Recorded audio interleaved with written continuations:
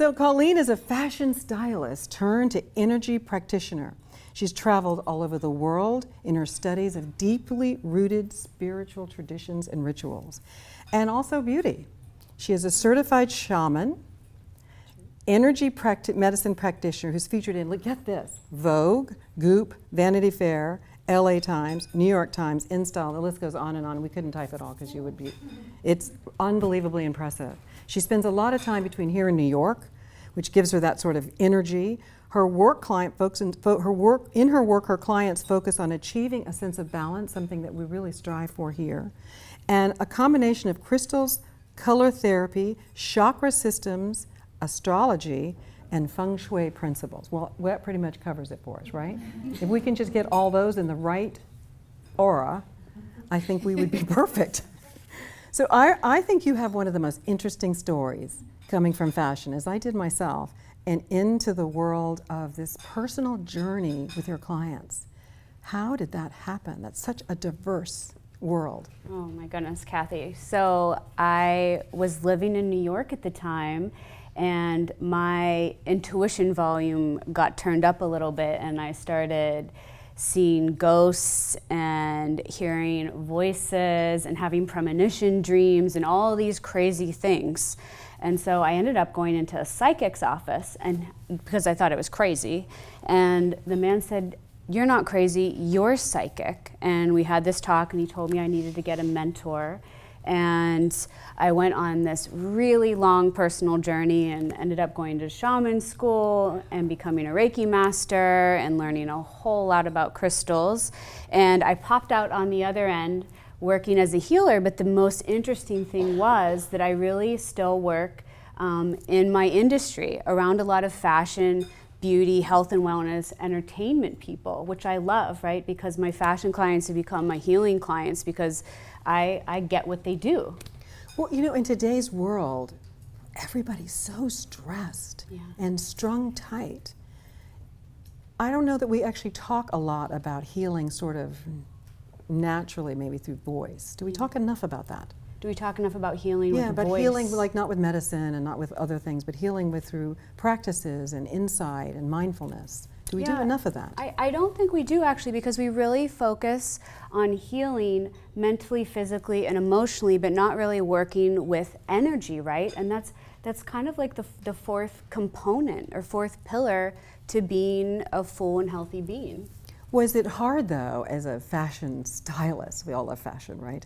That's a pretty fast-paced field. It is. And you're coming to the world of sort of healing. I would imagine the pace is a bit different. The pace is definitely different. Was that a good, I must have been, was that a good, I mean, I'm sort of, I don't want to give you your answer, of course. Was that a hard transition? It actually was a hard transition, but I got to come to work in yoga pants instead of high heels, so that was kind of amazing. You know, the earth has, we know, and on one of our tours, I haven't done one with this new group of guests, but we know the earth, and look at what is going on in Hawaii. We know the earth has energy, powerful energy, and it has healing capabilities. But let's go back a bit, just for a few minutes. How did this start, and where did shamanism start?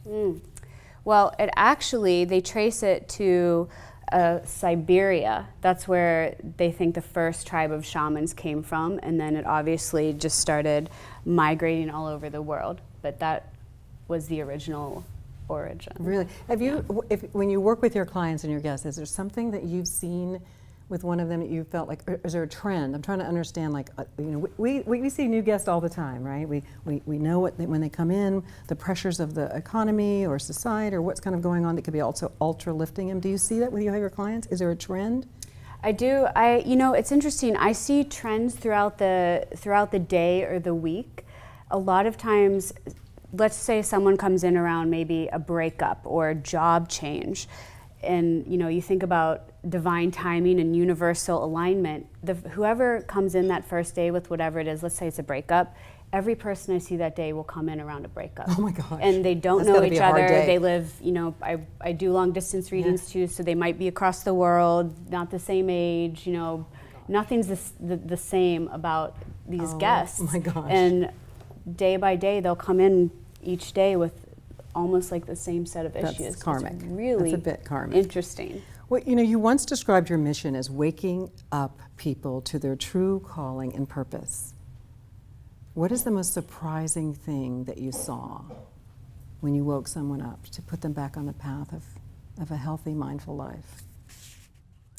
The most surprising thing I saw, I think how rapid the change was. That as soon as people actually would forgive themselves or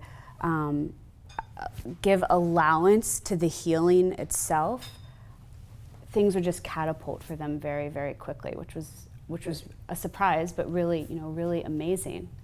Well, you know, we've had a lot of interviews the last year on the brain. You know, we've studied the heart for the last few years, we've studied the lungs, and I promise you guys I'm going to get you back to that dinner, I promise.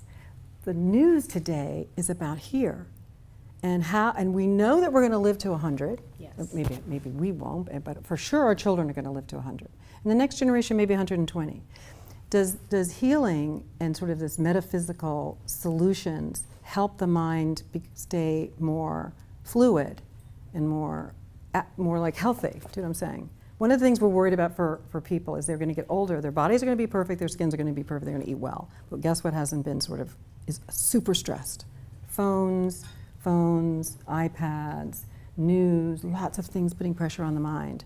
Does this sort of healing help the mind? It absolutely does. It helps mind and body. Even when you hear so many people talk about doing breath work, when you're actually doing those different modalities of breath work, you're keeping, as we would say, you're keeping your channel clear, right? You're keeping your chakras clear. You're keeping everything in your body clear, including your brain and your mind, yeah. Well, you know, they've talked about starter kits. Yes. That seems really hard, by the way. Like, how could you have a starter kit for everybody? Like, we know that medicine and healing is the power of one. We cannot homogenize medicine. I mean, you can't all take the same thing. You can't all give up meat. It's all about us individually. Yes. So if you don't have a starter kit, if someone was on their own, what's the first stone or crystal? Is that really hard? No, it's really easy. What would it be? It would be Clear Quartz. We didn't pick it today. Darn. You're gonna like this though as a former fashion industry vet, because Clear Quartz is the black skinny jean of the crystal world. We all need that. What does it do? I'll tell you why. So think about black skinny jean, right? That's a neutral. And if you look at that as your pants, your jeans, every other crystal is your top. And so what happens is it's not only a neutral, but it's an amplifier. So whatever you sit Clear Quartz next to, it amplifies the vibration of every other stone. So if we have rose quartz, which is for love, so you stick Clear Quartz and rose quartz together, you're going to amplify the vibration of self-love and love for others. Wow, I should have picked that. I think I picked work. Not really. Sleep. This is our night. We always think about sleep and longevity, which you and I sort of discussed. Is there a crystal that helps sleep? There is a slew of crystals that help with sleep. Danbarite is a really nice one for sleep. Dream quartz. And then there's also other ones, like there's one called lepidolite, which is the Xanax of the crystal community, which, I mean, holding that before bed is a good idea. We do not have that on your pillows when you go to your room tonight. I'm super sorry. It's purple. Isn't that cool? Yeah. Yeah. Do we briefed on it a little bit about stress. I'm going to ask you that one same question again. Okay. What is the crystal or stone for stress? Is there one? Or is it every... Because I love the idea there's a sleep, and I know there's a love, obviously. What about stress? You know, I actually like to delve past where is the stress coming from, right? Because for some people it may be a heart-based stress, or it might be physical stress at a job, or someone that can't turn a running mind off, right? They're on the hamster wheel. So I'm definitely I think there's so many different kinds of stress that I would prescribe around what the situation is. Your mentor and teacher was the founder of the Four Winds. Alberto. Dr. Alberto Villoldo. Yes. Villoldo, I'm sure. Has written an interesting book with the nickname The Shaman's Diet. Now, we have never talked about shamanism and diet. Yeah. But that obviously, I went to do some research when meeting you, is important.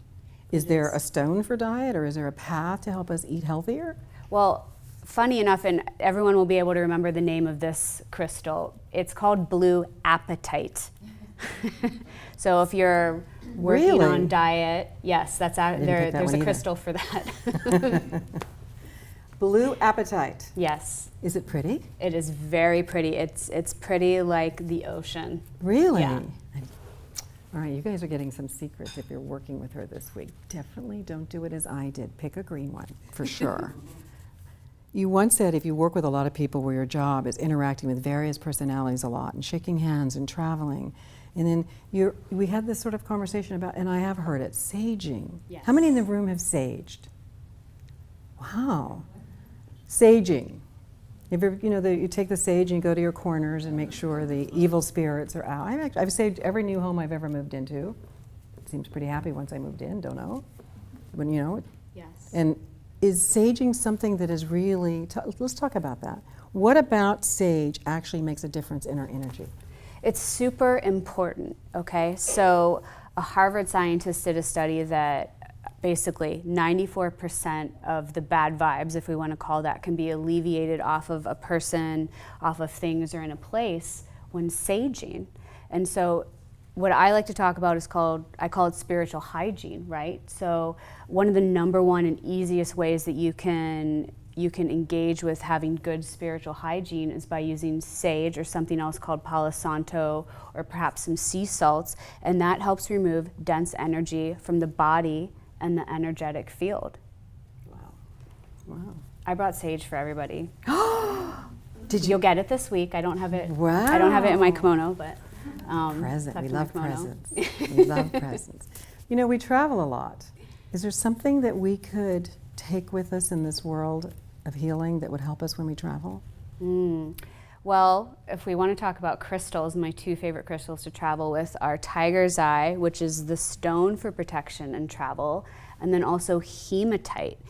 Hematite is the number one stone for jet lag. Wow. Yeah. This is very interesting, isn't it? And these sort of ancient traditions are just, when you get to hear about them today in this modern world, feels very authentic. And you want to sort of go back and read it and study it. Every time we interview, we always have one last thing we ask our guest, and that is, what golden nugget could you give our guest tonight? Obviously, we're giving him a sage later, don't worry about that. But in a piece of advice or a piece of information, what would you want to leave our guest with tonight? I think that everybody has the ability to tap into their intuition on some level. Some people's volumes are just turned up a little bit higher. So I would say learning how to trust your gut and follow something in blind faith can be such a amazing experience and can help guide our lives. So I think if people can learn how to trust their own instinct and their own gut a little bit more, You might be surprised. there'd be big changes. Yeah. I do.